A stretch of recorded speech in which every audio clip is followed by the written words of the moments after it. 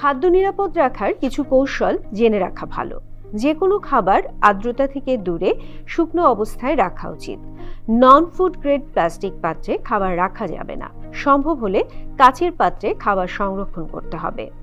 খাবার সংরক্ষণের জায়গা পরিষ্কার পরিচ্ছন্ন রাখা উচিত। সাবান, ডিটারজেন্ট ইত্যাদি খাবার থেকে নিরাপদ দূরত্বে রাখতে হবে।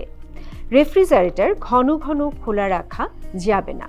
রেফ্রিজারেটরে একই ধরনের খাবার একসাথে সংরক্ষণ করতে হবে। রেফ্রিজারেটরে রান্না করা খাবার উপরে আর কাঁচা খাবার নিচে রাখা উচিত।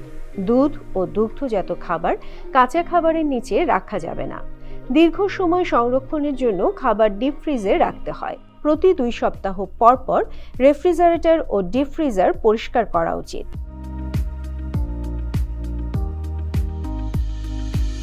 যে কোনো খাদ্যদ্রব্য নিরাপদভাবে পাওয়া বা কেনা একজন ভোক্তার নাগরিক অধিকার।